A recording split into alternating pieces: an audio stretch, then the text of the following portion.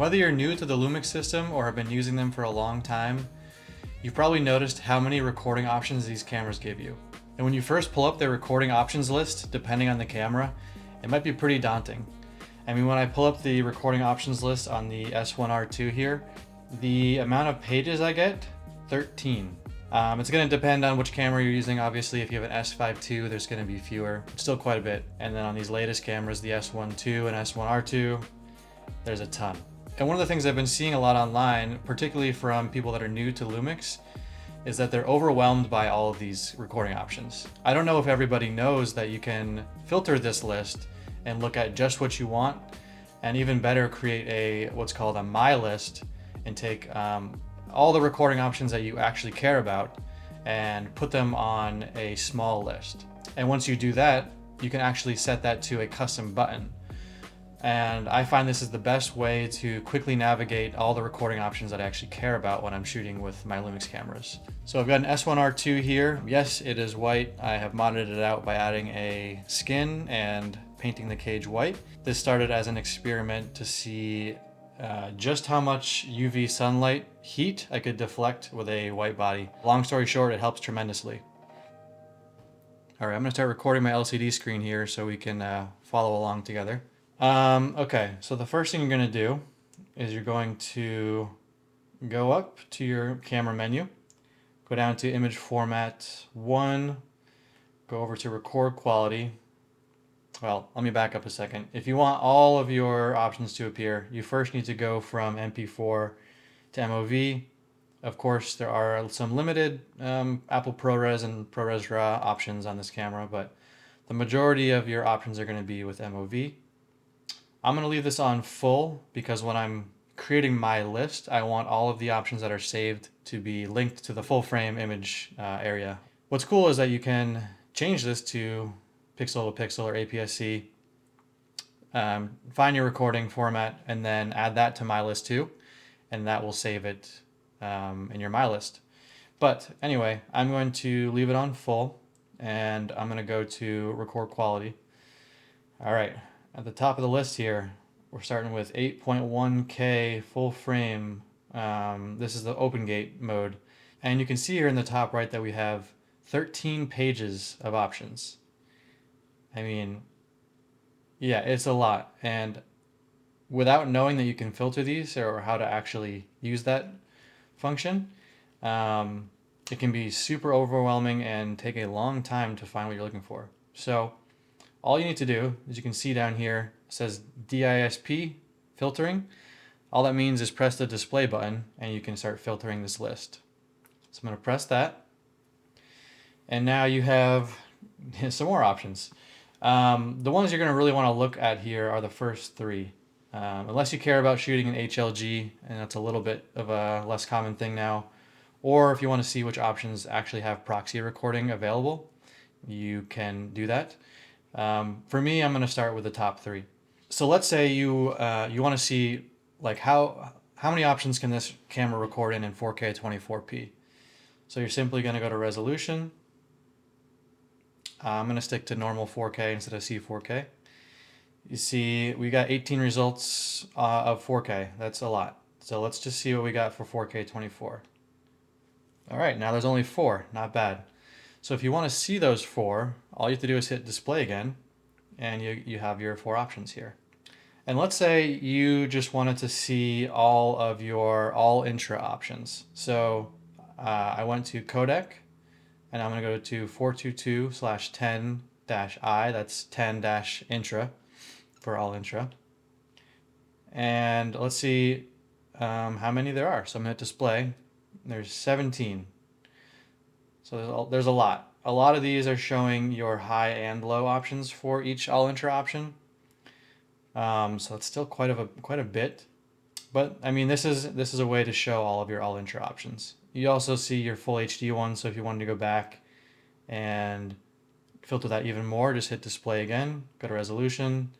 And I know off the top of my head that there are no all intra options above 4K, so I'm just going to show the 4K ones, and then hit display again, and now we've got a much shorter list here. All right, I'm going to go back to display filtering. And I'm gonna clear these, and we're gonna get going on our setting up our My Recording list. I like to see my recording lists in order from highest resolution and recording options down to lower resolution, and then with any kind of like lesser chosen options at the very bottom. So for me, it's like 4K 120. I use it every now and then, but just not very much.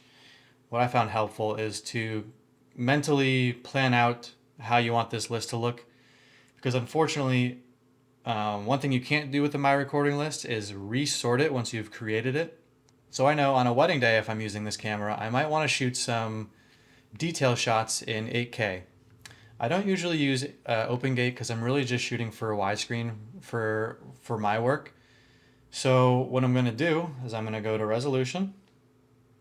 I'm going to go to 8K 16:9, and I'm just going to hit display. There's only two options. I like to shoot my details in 30p in case I'm doing a tripod pan or a slight tilt or movement that I want to slow down just a little bit because I deliver everything in 24p. So I'm actually going to just do 8K 30. So you'll see here it says to hit the Q button to add to list. So I'm going to just hit Q. It's asking if I want to add 8K 30p full frame to my list. So yes. Great. Now I'm just going to back out and go back to the menu here. And now if I add something to my list, you'll see that this option right below is not grayed out anymore. So I'm going to click it, and it's starting to show my list. Great. So let's add some more stuff. All right. Now that's the only option I really care about for 8K. You could add a couple more. Say you wanted OpenGate or say you wanted 24p, you would add them. The next thing I'm going to do is add some 5.9K options because that's one of my favorite resolutions to shoot on this camera and the S1 II, which I am currently filming with. So yeah, let's go and choose 5.9K. All right, chose it. Let's see what options we've got. Hit display. So for me, I know I only want to shoot 5.9K 60p and 24p. So I'm just going to hit Q while I'm hovered over 5.9K 60. Go down to 5.9K 24, hit Q. Great. All right, I'm going to keep on going here. I'm going to hit display and filter. The next thing I want to do for me, again, is to add 4K 60p. And the reason for this is because I use a setup pretty much like this. So I have a monitor, and when I'm shooting 5.9K 60p, at least right now, there is no subject detection with HDMI plugged in. So when I want to track subjects walking towards me, I'm going to want to shoot in 4K 60p so I can have that subject detection and tracking. Okay, so let's go down to 4K. All right, we got those 18 results. I don't want all of those. So all I want to do is see my 4K 60p options.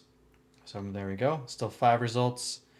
I know that I'm going to only want to shoot in long GOP 422. So I'm going to choose that. Hit display, and there's my one option. So I'm going to add that to my list. Great. Check on my list now just to see how it's going. Nice, there's only 4 options here, so that's a much more approachable list. Just in case I want to shoot some 4K 120 super slow motion.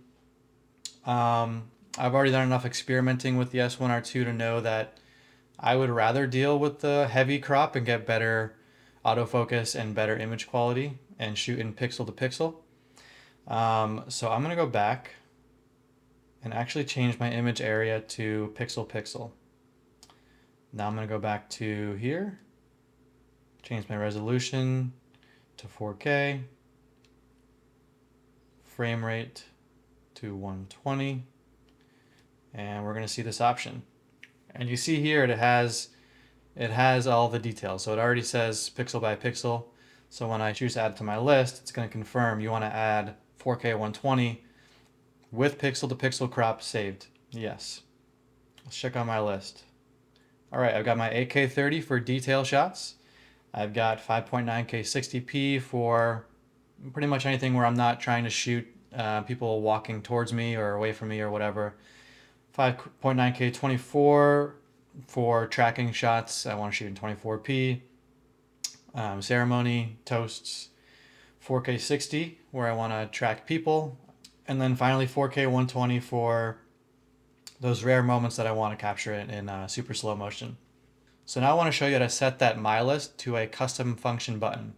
That way you can just press a single button, show the recording options that you care about, choose it, keep shooting. Okay, so we're gonna go into where we customize our function buttons. It's right here. Go down to video, nice and Q mode. What I want to do is I want to set it to where my finger, there's a little button right next to the lens here. My finger is always kind of resting there. So it's really easy for me to just press that button and bring up my list, choose it with my dial wheel back here, and keep shooting. Yeah, you'll see it right here. It's pretty obvious. It's that top right button next to the lens mount. So I've already got it set like you can see, but I'm going to just choose it and show you guys where it is. So it's on page 2, go down to the recording options and record quality My List. So if I choose that, and now if I'm just filming, press that button, got my list, and I can just quickly scroll and choose one. And the great part about this versus custom dials is that, let's say you have a white balance set of 5500, f-stop 2.8, all your settings right. What I found with using the custom dials is that when you change them, a lot of those settings don't stay. They revert back to whatever they were when you set the custom dial. When you use a My Recording List and you just change your options here, all of your settings stay the same. The only thing that changes is the resolution and the frame rate. So I just find it very quick to change options on the fly. That's pretty much it. And like I said before, you can't sort this, which I would love if you could do, Lumix if you're listening.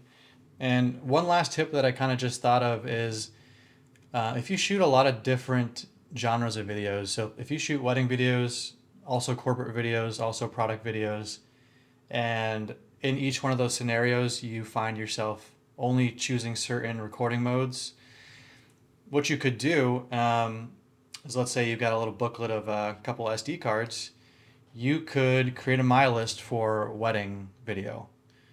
Create your My List, pop that SD card in, save a CAMSET, camera settings, and name it like wedding video. And then whenever you want to reload that My List, you just pop that SD card in your camera and reload it. I've done that with second shooters when I only want them to have access to like the recording modes that I want them to shoot in, and not have them accidentally choose something that's not what I want, which has happened a surprising amount of times. I'll save a camera settings on my SD card and have them loaded up before the wedding. So yeah, and that's about it. Let me know if you have any questions in the comments and I'll be happy to answer them.